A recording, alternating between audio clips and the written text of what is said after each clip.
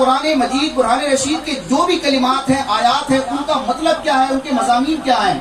تو یہ ہم اپنی عقل کے ذریعے یا عربی ڈکشنری کے ذریعے کسی معنی کو سمجھ کر اس کو متعین نہیں کریں گے کہ اس لفظ کا یہی مطلب ہے، بلکہ قرآن کو سمجھنے کا ایک پورا اصول موجود ہے کہ نبی کریم علیہ السلام کے ارشادات، پھر قرآن مجید کی دیگر آیات، پھر صحابہ کرام اور تابعین نے جو اس کی تفسیر کی ہے،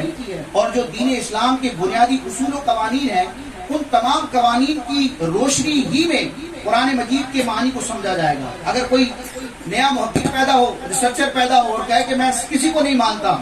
میں اس کا ایک نیا معنی بھروں گا، تو پھر یہ قرآن کی تحریف کہلائے گی۔ یعنی تحریف کا مطلب یہ سمجھے عام لفظوں میں کہ قرآن کو بدلنا۔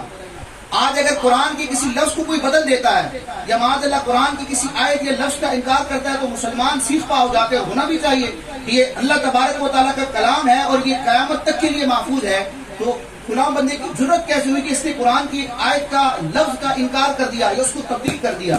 تو اس کو تحریف کہا جاتا ہے، تحریف لفظی۔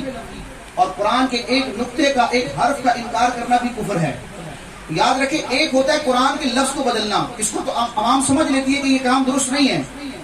ایک یہ ہوتا ہے کہ قرآن کے الفاظ کو نہ بدلا جائے، قرآن کے جو کلمات ہیں وہی پڑھے جائیں، لیکن ان الفاظ کی جو میننگز ہیں،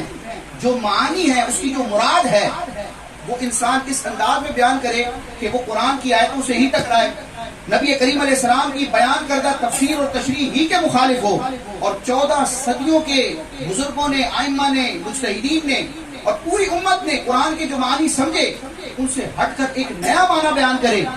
جس کی تائید نہ حضور کے فرامین سے ہو، نہ احادیث سے ہو، نہ صحابہ کرام کے اقوال سے ہو، نہ امت کا کوئی امام، کوئی معتبر شخص اس کی تائید کرتا ہو، تو پھر یہ بھی قرآن کو بدلنا ہوتا ہے۔ اس کو تحریف معنوی کہا جاتا ہے، اور یہ کئی صورتوں میں یہ بھی کفر تک پہنچتا ہے۔